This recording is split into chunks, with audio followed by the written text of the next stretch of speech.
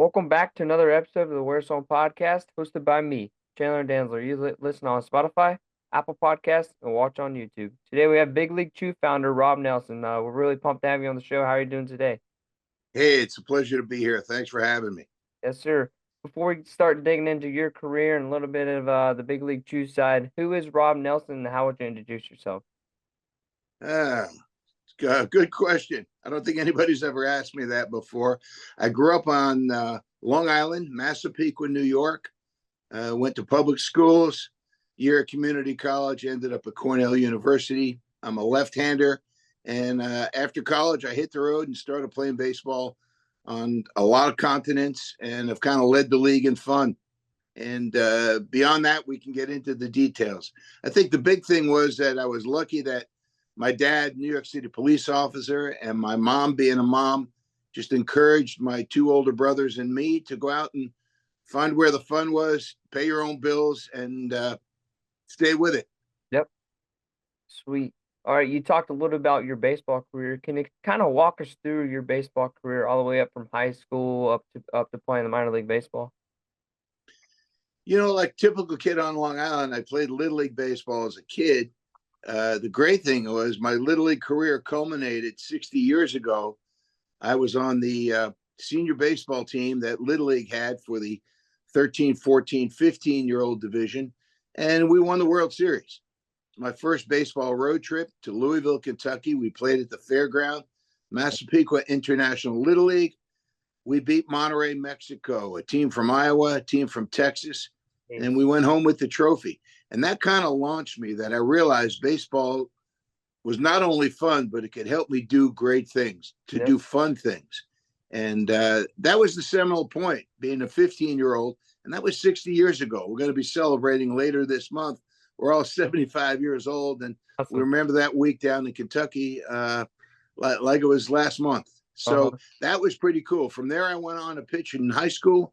I had a great high school coach, Don Lang.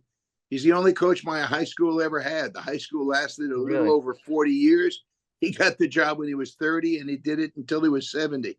So I've always had great coaching. I've always had people who appreciated the game for all that it brings to everybody in terms of the fans, the players, the competition. I just basically learned how to play baseball the right way. And, of course, it helped me get going in terms of education. My first year in college, I went to Marietta, a D3 powerhouse. They had more left-handers than they knew what to do with, so I transferred after 1 year. I love the program, I love the school, but I really wanted to pitch as well as do the academics. So I did a year kind of redshirting. I was at Nassau Community College and had an okay season there, but good enough academically and baseball-wise to get accepted into Cornell. And to go from a community college to the Ivy League, I felt like I got called up to the Yankees. It was a really big deal. And then again, my first year at Cornell, not so great. I'm probably the luckiest thing that happened to me in terms of baseball was the fact that my only good year in college was my senior year. And I kind of fell in love with the game. And by then, I went 6-2 in the Ivies. I shut out Princeton. I beat Penn. I beat Brown. Harvard beat me up a lot, but mostly I had a lot of fun, and I was good enough to keep wanting to play. I didn't get drafted. Independent ball wasn't a thing back then.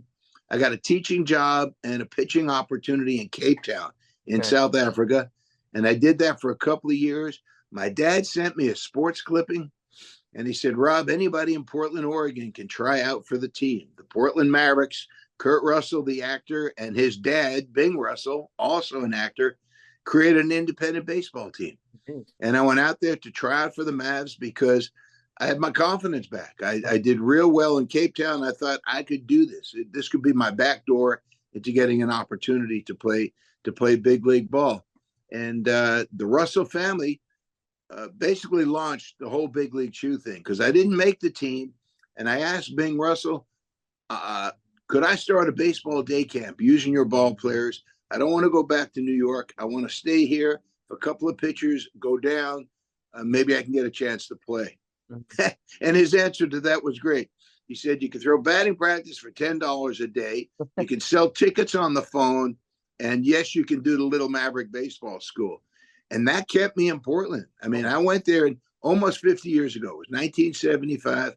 I went there thinking I'd be there 3 months. I'd win 10 games in a short season, and the Yankees would buy my contract. Well, that didn't happen.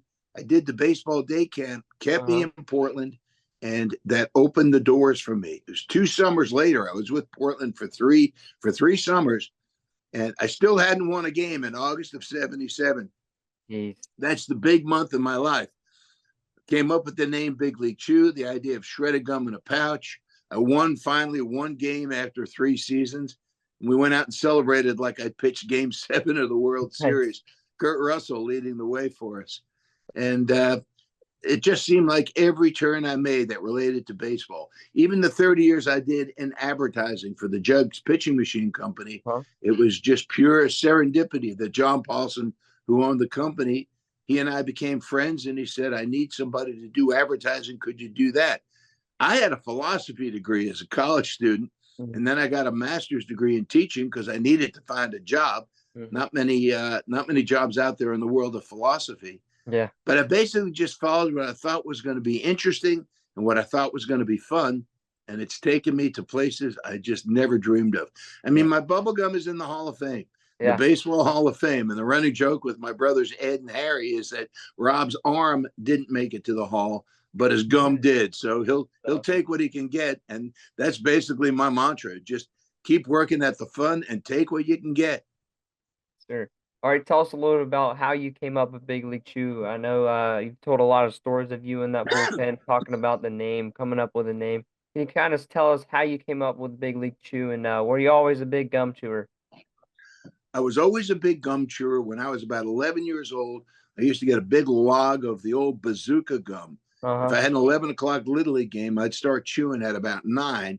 I wanted to look like the other Nelly in baseball. Nelly Fox was playing second base for the White Sox when I was a kid. And my brothers and I were always called Nelly. And I think that's where it began. I had the look. I had this big wad of gum in my mouth, and I felt like a big leaguer. I even used Nelly Fox's bat, big, thick handle. You could hit with either end. It was so fat. And I just loved chewing gum. So fast forward from 11 years old to 28 years old, 1977, Todd Field, the Maverick bat boy, used to slice up licorice and put it in a Red Man pouch so he could look like a cool dude. Oh, really? The first time I saw Todd doing that, I said, what are you doing, man? You're 13 years old. He said, relax, Nelly. It's just licorice. And we talked about it. And we laughed about it. Maybe a day later, I said, Todd, kids don't chew licorice when they're playing baseball. I said, I think bubblegum's a better way to go. And he said, yeah, you're probably right. But we never thought about, we could make millions on this kind of thing. It was just kind of a throwaway line. And then maybe a week later, in the bullpen, sitting next to my Maverick teammate, Jim Bouton, former New York Yankee, pitched in the World Series, was a Major League, American League All-Star, wrote the book Ball 4, just a TV presenter, just a really good guy. And we were looking at teammates making fools of themselves, chewing and spitting the other stuff. And Jim asked me, did you ever try chewing tobacco? I said, I tried it once. And so the answer is yes, but only for about 30 seconds. And Jim said, same thing. Jim said, I could tell you where I was. I was in the Carolina League. And he told me the teammate who gave him his first sample of the stuff. I said, I can do the same thing. I was in Johannesburg when a guy from Connecticut, Danny Smith, said, here, Rob, try some of this. It never made sense to Jim nor to me. And that's when I sprung the idea. I said, suppose we shredded bubblegum and put it in a pouch. We'd look like cool guys, but we wouldn't make ourselves ill, and we could blow some seriously good bubbles. And Jim, he was kind of a dreamer with a deadline. Not quite like me, where my dad used to say Rob was like a surfer dude, only it wasn't the waves, it was the games that he was looking for. But Jim is the one who said 3 things that nobody ever said to me before regarding my idea. He said, 1, I love that idea. Well, everybody said that. But the second thing he said was, I could sell that idea. And the third thing he said was, what would you call it? And I looked at him and I answered his question with a question. I said, I don't know, Big League Chew? What do you think of this? Yeah. And Jim's eyes got as big as baseballs. And he said, that's pretty good. That's Hmm. pretty good.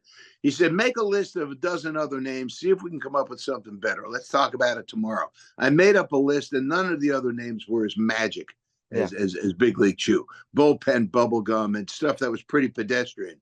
But Big League Chew just rang true. Jim was the one who pounded the pavement. Jim Bouton used to say that Rob had the inspiration, but he had the perspiration. He's the Yeah. guy who made it happen. So Big League Chew has a lot of mothers and fathers. I will say this: when I made the first batch in February of 1979, it was like 2 years later. We were in no hurry with this thing. We had jobs, and it was kind of a hobby. Again, going back to Todd Field in Southeast Portland, Mrs. Field. What are the odds that the kitchen we made the first batch of Big League Chew in was the kitchen of Candy Field, Todd's mom? Wow. I didn't have pots and pans and all the things needed. I got a Uh-huh. recipe, I bought a kit, and I made some root beer Big League Chew and some maple flavored Big League Chew. Nice. And I took it over to Portland State University, where I was the pitching coach for a couple of seasons, and shared it with the guys. And the funny thing is that the guys all said, Rob, this is a great idea. But nobody said, this is really good gum. The stuff I made wasn't particularly good. Oh yeah. But all we needed was a sample to show to Uh-huh. companies. And Jim happened to be in Chicago, and he met with a small division of the Wrigley Company at the time called Amaral Confections, Uh-huh. Naperville, New York. They said, we know how to shred gum. We love your branding. We love your packaging. Let's do a 3-year deal. We'll give it a shot. And that's how it started. Mm-hmm. Awesome. All right, just you talked a little about the process of making that first patch of gum. How long was that process before you kind of put it out? So in February, here's a crazy story. It was February 6th, 1979. It was 5 years later that I came to realize that's Babe Ruth's birthday. Oh, It was really? almost like a message from above that the Babe approves. It made Yeah. us laugh. That I'm such a knucklehead. I didn't even know that it was just pure luck that Uh-huh. that Big League Chew was the first batch was February 6th, 1979. Fast forward 11 months, January 1980, Amarillo presents Big League Chew to 7-Eleven and any other convenience store, and it sold from the get-go. The first year they sold $18 million worth of Big League Chew. And they said, that 3-year deal, we might want to extend that because this looks like it's going to be more than a cute novelty. To put it in perspective, in 1980, $18 million sounds like a lot of money, but compared to what is a big question. Well, the following year, the Wrigley family sold the Chicago Cubs for just under $22 million. I Mm. remember calling my dad and I said, I think the Wrigley family replaced the Cubs business Yeah, with the Big League Chew business. I couldn't believe it.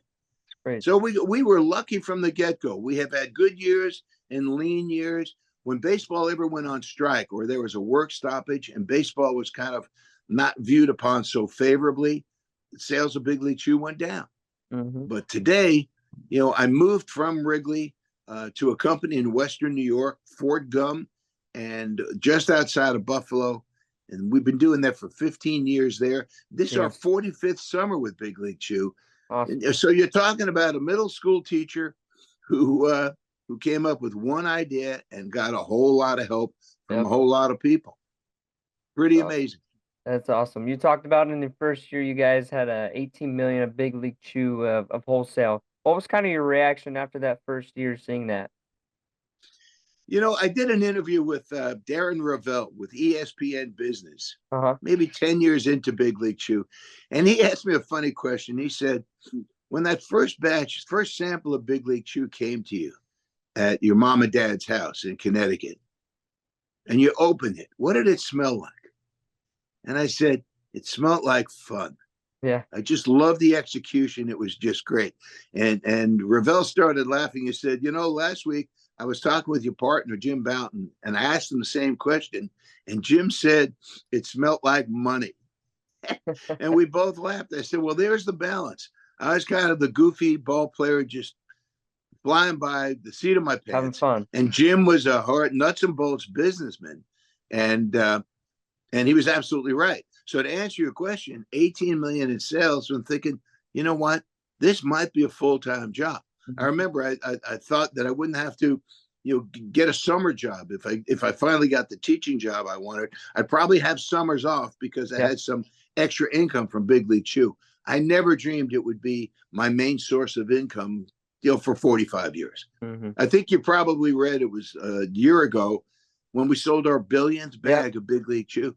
And my brother Ed, who's a retired school teacher, had said to me, "You realize a billion is 1,000,000,000 bags of gum?" And we just laughed at it. We couldn't believe it. The whole family was just over the moon that Hmm. I got the chance. Basically, I kind of won the lottery, but I set myself up to be the right time at the right place, and I had a lot of people to help me out. And that's the big story for me. Even when I started the Little Maverick Baseball School, it turned out Scott Chernoff, one of the kids at the camp, was the son of Dan Chernoff, a prominent trademark and Jeez. patent attorney in Portland, Oregon. And had it not been for Dan Chernoff doing all that legal work, and there's another crazy thing, Dan was a Cornell guy, a few Oh, years was he? older than I, but we just, everywhere I seem to go, people seem to kind of get on the bandwagon that Rob looks like a guy who knows where the fun is. Yeah. Yeah. Of course, you guys started off with the famous original Big League Chew. When did the other five flavors come into play? Well, maybe a year later, we came out with ground ball grape Uh-huh. and then strawberry. And now we've got, I think, 7 or 8 flavors. We've got pick off peppermint coming up at Oh, Christmas really? time. Yeah, I was a lefty and I had a pretty good move to first base.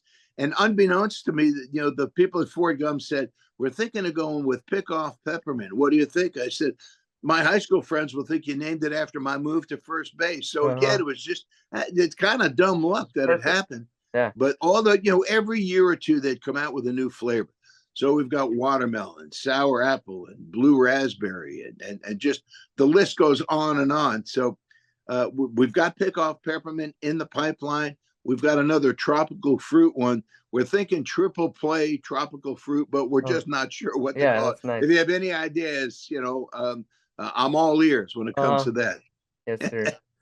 So, the designs on the packages, what did that come about? Did you kind of come up with that, or did your team come up with the designs on the pouches? Jim and I created a rough design of the pouch, and Wrigley sent it to a fellow named Bill Mayer. If you go online and look up the Bill Mayer, you will not believe that this is the guy who created the first characters for Big League Chew. He's about my age. He's in his middle 70s. He was a cartoon, an artist for Mad Magazine. And Uh-huh. that's why those first couple of Portland Maverick type guys ended up on the Big League Chew pouches. When I saw the first character, I said to Jim, "This looks like our teammates in Portland."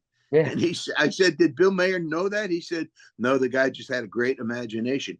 I really think his execution of the first original guy, the paunchy guy, and the grape guy with the big mustache and the long hair, they weren't Hollywood handsome guys. They were kind of grubby. Like I said, they really reminded me of the Portland Maverick guys. Yeah. Just as an aside, Netflix put out a documentary about 10 years ago called The Battered Bastards of Baseball. And it's the history of the Portland Maverick team, Oh, is it? how the Russell family created an independent team and a bunch of guys who were ragtag. We were kind of the misfit toys of the Northwest League.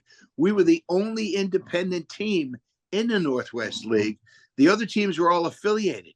And baseball allowed that then because the Mavericks were kind of out of control. They banned that business formula. So you have Oh, geez. independent leagues now, Yeah. but you don't have any independent teams mixing with the organizational teams. It's almost like Major League Baseball didn't want kids to be contaminated playing against such hardcore baseball lovers who had basically something to prove.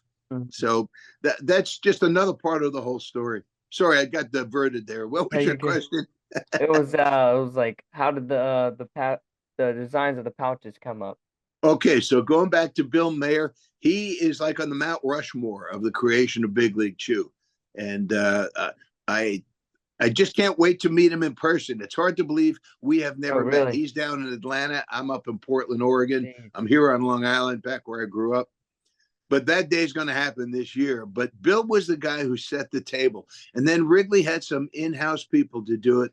And now we've got a company out of Boston who just does a great job coming up with new characters. You Uh, might have noticed that we've got a big roster of players now on our packages. yeah. We've got women, we've got Yes, you look right Asian here. guys, we've got black guys, we've got white guys. Yeah, there she is. Strawberry. It's pretty cool that we've got that diversity Yeah, on the roster of Big League Chew, and the response has been great. Really has. for sure. All right, big league chews all over the world, all over the country. It's even helping people stop chewing tobacco. What does that kind of mean to you? Like helping people with an addiction, chewing your big league chew. When MLB banned tobacco at the major league and minor league level, I was over the moon with it. The Hmm. idea for Big League Chew was kind of like a bottle of frosty root beer Yeah. instead of having a pint of Guinness. It was a fun alternative. The most recent government statistics indicate that the consumption of tobacco in a pouch since Big League Chew came out is down by over 75%. Jeez. 75%. And so when people say, isn't your brand sending the wrong message? I said, no, absolutely not. It's the fun alternative. It's Yeah. like a bottle of root beer.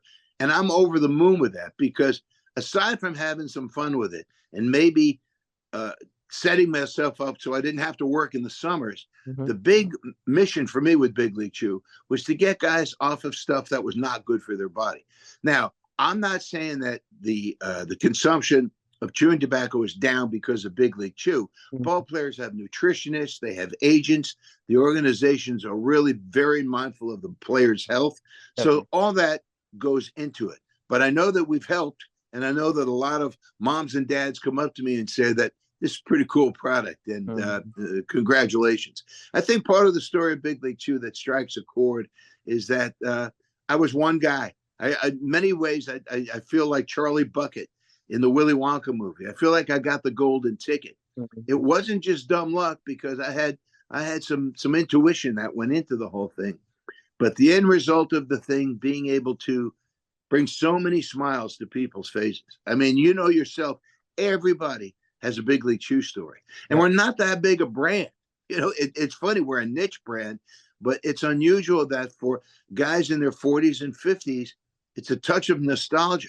But if you're 11 years old, if you're a high school kid now, Big League Chew is still the way Yep. to go. Still here. My slogan that I created that, bubblegum's better when it comes from a shredder was kind of a throwaway line, but everybody seems to like it, Uh-huh. even though we now still make bubblegum balls for like in a team bucket kind of Yeah, thing. Our bread and butter is just shredded gum in a Stay Fresh pouch and blow some Big League bubbles. for sure. All right, you've been talking about all your successes. Have you faced any challenges while you were going into the industry of creating a business, and how did you overcome those challenges that you faced? It's a really good question, and I think because I didn't have high aspirations for it. I just thought it would be a fun thing to do. And my brothers, my family always said that, Rob, win or lose, Rob's kind of led the league in fun. Hmm. And because it was kind of a hobby, I did pick up the job in advertising with the Jugs pitching machine people. So I had a full-time job. So there was no pressure on me.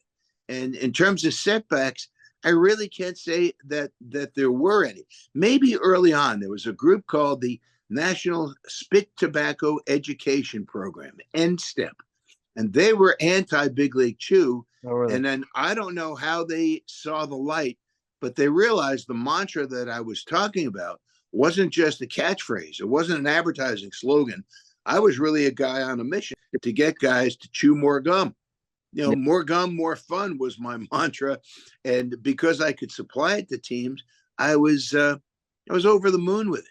So I can't say there was anything that really was a major obstacle. As I mentioned earlier, during the baseball strikes and work stoppages, when baseball became not so glamorous, it's amazing had the impact that had on the sales of Big League Chew. Yeah. But the truth be told, I had paid off my student loans and I was living a simple life. I didn't get married till I was almost 50. I was basically in love with baseball Yeah. before I wanted to go out and get married, start a family kind of thing. So I had kind of a low pressure lifestyle. So Mhm. if sales were down 10%, I didn't worry about it because I knew it would Exactly. bounce back. I Yep. do think one of the things that always encouraged me was I kept the Little Maverick baseball school going 5 years after the Oh, Mavericks did had you? left town. I also started a baseball camp in here on the east end of Long Island, the Southampton Baseball School, again for kids, $100 for a week's worth of baseball instruction. Hmm. And I did it for over 30 years. And when I saw kids, basically they climb through the wall of the outfield if they knew they'd win a bag of Big League Chew during the fly ball competition. Yeah. So I knew that the gum always represented fun, and that as long as that's the case, and as long as you stay focused on that, uh, I was going to be okay. I made a very conscious effort that Big League Chew was a bubblegum product. I didn't want to do Big League Chew sunflower seeds or root beer or pine tar. I just stayed with what I knew, which was one simple product that brought smiles to a lot of faces. And, so when my brothers say I led the league in fun, I like to think we lead the league in smiles because when people find out that I'm the guy, that I'm the bubblegum guy, Hmm. everybody just Changes. responds to that. They Yeah. just think it's very rare to have a product that one guy created. Now, on the surface, that's what it looks like. But easily there are 50 people that were behind me. The Yep. Jim Boutons, the Russell family, Dan Chernoff, Todd Field, especially. If he didn't take the scissors to some chunks of licorice, the whole thing probably never would have happened. Yep. Todd's become a famous Hollywood writer and director. Oh, His has he? movie Tar was up for Best Picture 2 years ago. He's Jeez. he's had 12 Oscar nominations. And Do one you of the guys? coolest things he ever said was when he and I went to visit Kurt Russell's dad when Bing was not doing well. He was basically in the last stages of his life. But when we walked into Bing's room and he looked up and he saw Todd, he said, "My bat boy, I've been watching you. I'm really proud of you." And we got in the car. Todd's taking me back to the airport in Los Angeles. I'm heading back to Portland. And he said, what Bing said was better than any Oscar I could ever win. He said, it made me so happy that Bing recognized not only Todd's success, but Bing Russell recognized he opened a lot of doors for a lot of people. And guys like Todd and me probably, we took those opportunities that the Russell family gave us. Yeah. And if I had to mention one word that describes the odyssey of Big League Chew, it's gratitude. I'm just grateful to so many people who got on board to do things for me out of the kindness of their heart, and they knew that I was kind of a wide-eyed left-hander, and why not give this guy a shot? I really feel like Forrest Gump in the movie, where Hmm. everything that happened to Forrest seemed to be because people all around him liked the guy. Yeah. So I'm lucky. For sure. All right. Other than the original pouch, what do you think the best selling or most popular flavor is? Well, original has always been the kingpin, Yeah. but I'm a big fan of ground ball grape. Ground ball I, I, grape. I blow better bubbles with the ground ball grape. There's Oh, do you? something about the texture. I describe it. Ground ball grape is a little bit more leathery than other flavors. And I happen to like the name ground ball grape. There was kind of a movement. Some Big League Chew fans wanted us to change the name to Grand Slam grape. Grand Slam And grape. my response was, Grand Slam is kind of a cliche. Everybody wants to hit the home run with the bases loaded. Yeah. But I was a ground ball pitcher, and ground ball grape is the only product that honors ground ball pitchers. Everybody's going for strikeouts. So they couldn't argue with that. I said, but as a compromise, we're looking into changing wild pitch watermelon to walk off watermelon. Oh, So we're nice. still waiting to hear the cards and letters and emails coming in whether we're going to segue to walk off watermelon. But as you can see, the whole point is that we kind of lead the league in goofiness. We don't take ourselves too seriously. We just feel lucky, and we're happy that we bring joy to the dugout and beyond the dugout. Yeah, sure. All right, being able to partner with companies like USA Baseball and companies like the National Baseball Hall of Fame is a pretty big deal. But on March 23rd of 2023 was a pretty big deal for you guys. You sold the billionth pouch of Big League Chew, like you talked about earlier. Cause kind of talk about like your initial your initial response to that? And did you know it was coming up? Well, we knew it was coming up, and I took the actual pouch to the Baseball Hall of Fame. Oh, did you? I mean, the fact that I've get, I don't know, an 8x10 square, square 8x10 little shout out from the Hall of Fame means the world to me. People say, how fast did you throw? I always kid and say, well, the radar gun got me at 96, but it was a kilometer gun. So Mhm. I wasn't going into the Hall of Fame. But the fact that the gum is there and the numbers are so large, it happened a year ago, April, and there was something that happened in the cosmos that number is kind of a magical number that I just Big League Chew's got more street cred now because of that. It's people say, wow, it's been around 45 years. They sold 1 billion bags of gum.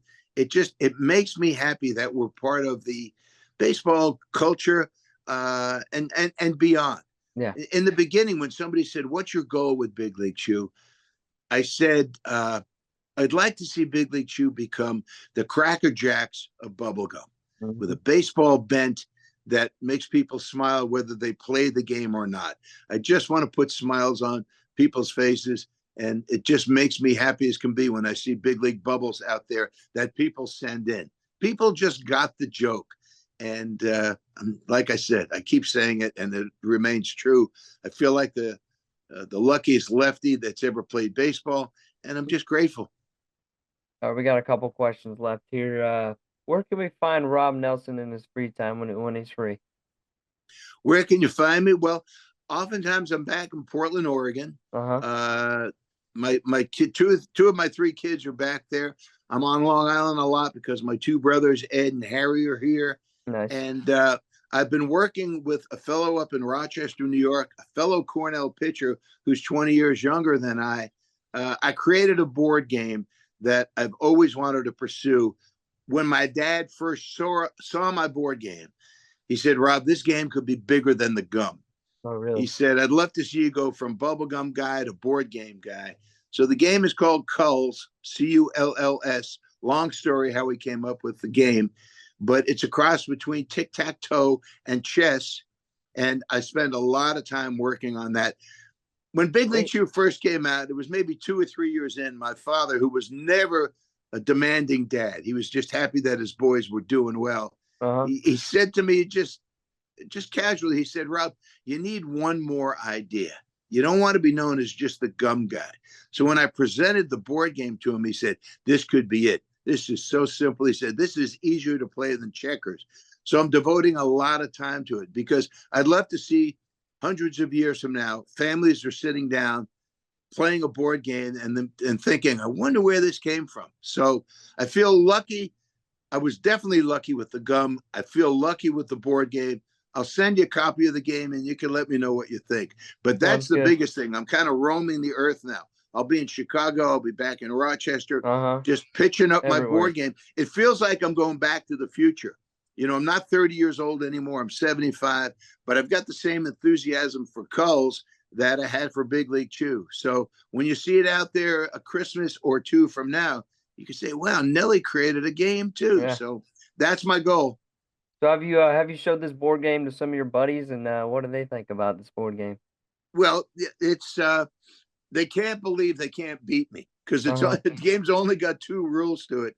And I hang out. My friend Tom O'Leary has a great pub in Portland, Oregon, TC O'Leary's, and I have a corner. It almost feels like Cheers, the TV show, and there are retired college professors and just people of pretty high intellect. And in the corner, the common knowledge is if you can beat Rob at his game, he'll buy you a pint.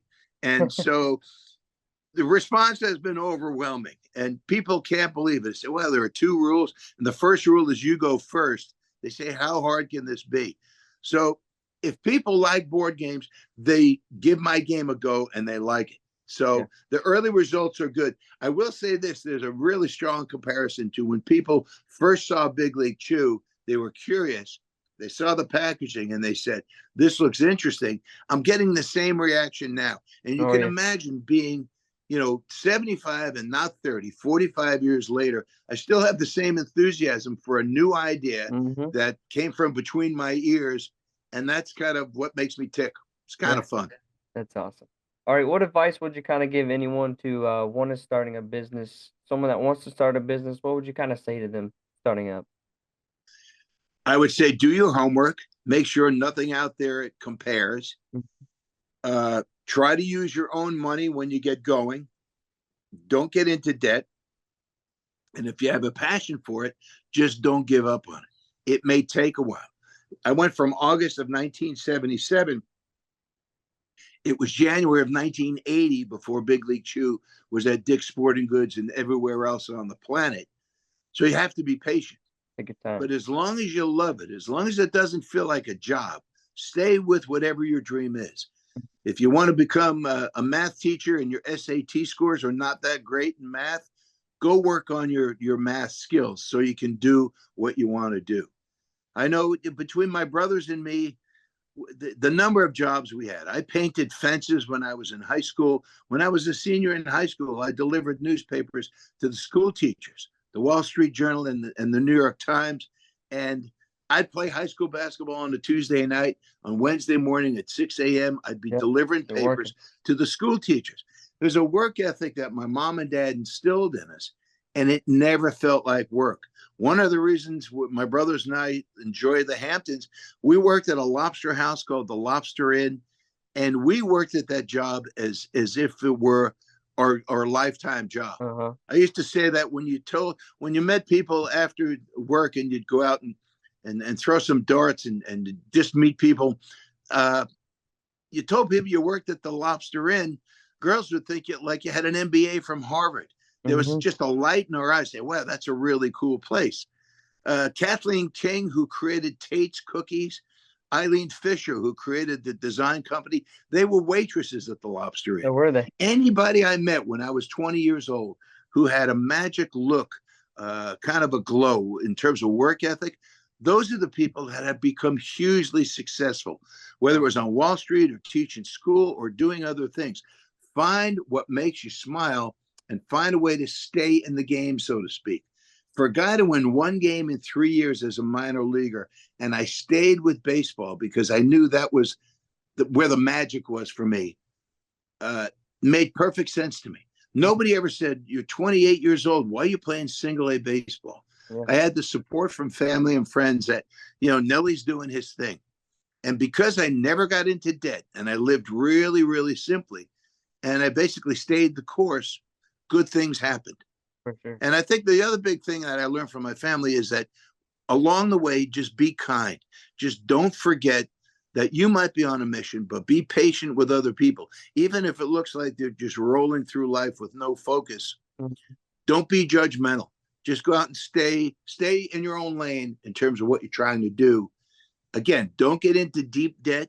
You can borrow a few bucks here and there, but make sure your expectations are realistic, and it's got to be baby steps.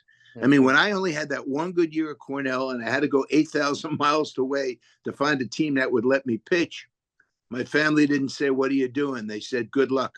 Yeah. Here's $50 you can buy around for your teammates when you get over there and become part of the community. And that's probably another really big thing. Whatever your dream is, make sure you're part of a community. When I traveled playing baseball, I went to Cape Town, I went to Sydney, I went to London. I did it for about 15 years.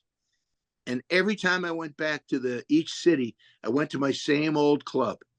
I had a sense of community in Rondebosch in Cape Town and in North London when I was pitching in England, and then in Sydney. And people remembered me, even though I'd be 2-3 years away. Oh, Nelson's coming back. He's pitching for the North Shore team in Sydney. Continuity matters and community matters. You don't want to isolate yourself. Even though you've got a dream and you look around and people may not be as focused as you, don't judge them. Stay the course, but become involved in the community. Like with the Portland Mavericks, I didn't make the team. I started the Little Maverick Baseball School.